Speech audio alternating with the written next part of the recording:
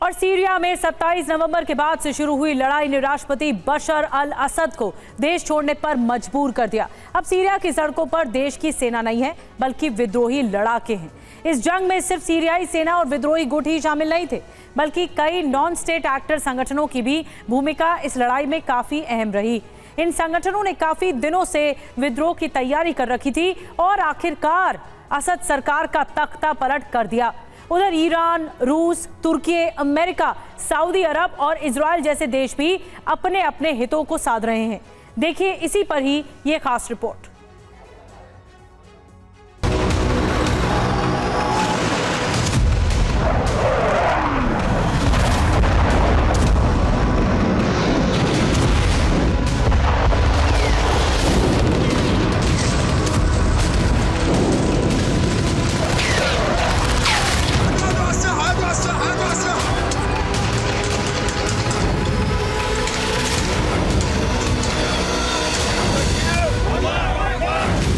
Syria में पिछले 12 घंटों में सब कुछ बदल गया। किसी को अंदाजा भी नहीं था कि सीरिया में 50 सालों से ज्यादा समय से चली आ रही एक परिवार की हुकूमत का अंत इतनी जल्दी हो जाएगा।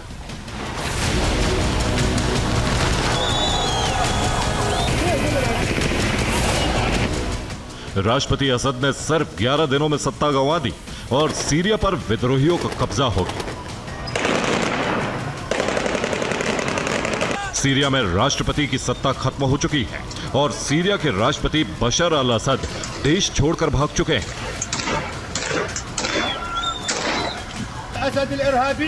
अल्लाहू अकबर।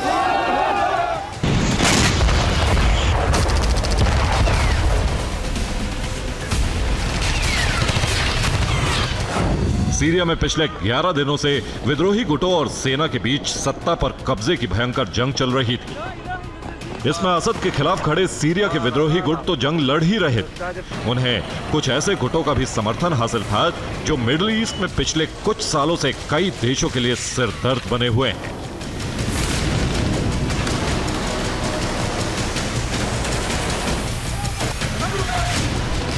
ये नॉन स्टेट एक्टर्स संगठन सेना से भी शक्तिशाली माने जाते हैं और तानाशाह से भी क्रूर समझे जाते हैं।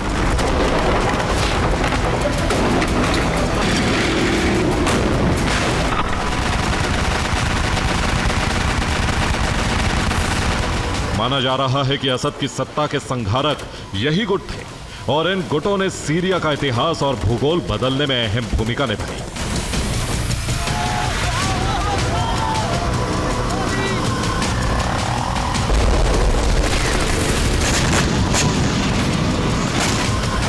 लेबनान से सीरिया तक जो रक्तपात दिखा, उसके पीछे इन्हीं गुटों का हाथ माना जाता है। मिडिल ईस्ट में पिछले कुछ सालों से जो तनाव, टकराव और बारूदी विध्वंस दिख रहा है, उसके पीछे इन्हीं गुटों की भूमिका रही। ये हैं हिजबुल्लाह, हूती, हमास और सीरिया का विद्रोही गुट हयात तहरीर अल शाम यानी HTS।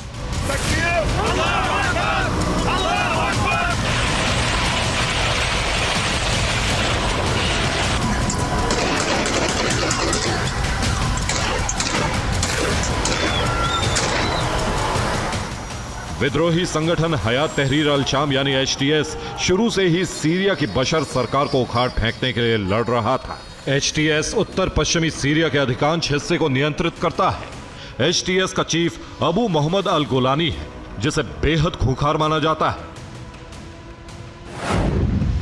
2016 में खुद को रीब्रांड करने और अलकायदा से संबंध तोड़ने के बाद HTS ने असद सरकार पर हमले करना शुरू कर दिया। HTS के नेतृत्व में विद्रोहियों ने सबसे पहले अलेप्पो शहर पर कब्जा किया। इसके बाद विद्रोही गुटों ने हमा, होम्स और दारा पर भी कब्जा कर लिया। सीरिया ईरान की प्रतिशोध की धुरी का एक प्रमुख हिस्सा रहा है। इसमें ईरानी प्रॉक्सी हिजबुल्लाह की बहुत बड़ी भूमिका रही। मिडिल ईस्ट में हिजबुल्लाह को काफी ताकतवर संगठन माना जाता है। ईरान के जितने भी प्रॉक्सी हैं, उन्हें वहां की कुद्स फोर्स हथियार से लेकर पैसे और ट्रेनिंग की सुविधा उपलब्ध करवाती है, जिसके दम पर वो सरकार और सेना को भी चुनौती देते हैं। लेबनान में हिजबुल्लाह एक प्रमुख ताकत के रूप में उभर चुका है। यह मुख्य रूप से दक्षिण लेबनान में सक्रिय है। हिजबुल्लाह ईरान की शिया विचारधारा को मानता है। अपने गुट में सिर्फ शिया मुसलमानों की ही भर्ती करता है। इसका गठन 80 के दशक में इजराइल का मुकाबला करने के लिए किया गया था।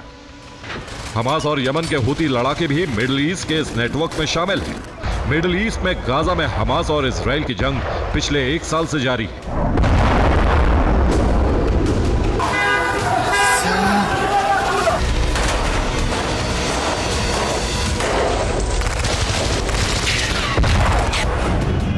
इसी बीच सीरिया में असद की सरकार और विद्रोहियों के बीच संघर्ष शुरू हो गया और देखते ही देखते तख्ता पलट भी हो गया।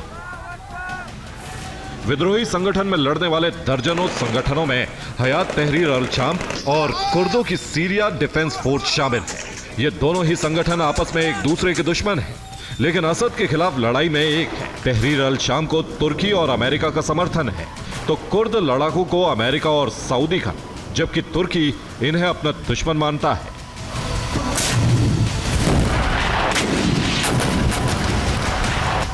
असल में 2011 में अरब क्रांति के साथ ही सीरिया में गृह युद्ध की शुरुआत हुई थी। इसके बाद फ्री सीरियन आर्मी के नाम से एक विद्रोही गुट तैयार हुआ।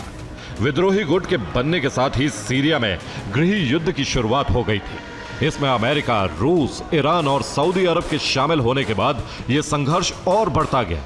इस बीच सीरिया में आतंकवादी संगठन ISIS ने भी पैर पसार लिए थे। 2011 के बाद से ही सीरिया विदेशी ताकतों का प्लेग्राउंड बना हुआ है, जहां रूस, अमेरिका, तुर्की और इजराइल सभी किसी न किसी वजह से दिलचस्पी लेते रहे हैं और अपने अपने गुटों को हथियार और पैसे देते रहे हैं। अब जब सत्ता बशर के हाथों से जा चुकी है, तो सीरिया के समीकरण बदल रहे हैं। सीरिया ईरान को उसके एक्सेस ऑफ रेजिस्टेंस से जोड़ने के लिए एक रूट देता है और उसके प्रॉक्सी के लिए एक सप्लाई चेन की तरह काम करता है। सीरिया के जरिए ही ईरान हिजबुल्ला तक हथियारों की सप्लाई करता है। इजराइल की सीमा पर भी नजर रखता है। Bureau report, TV9 Bharatvarsh.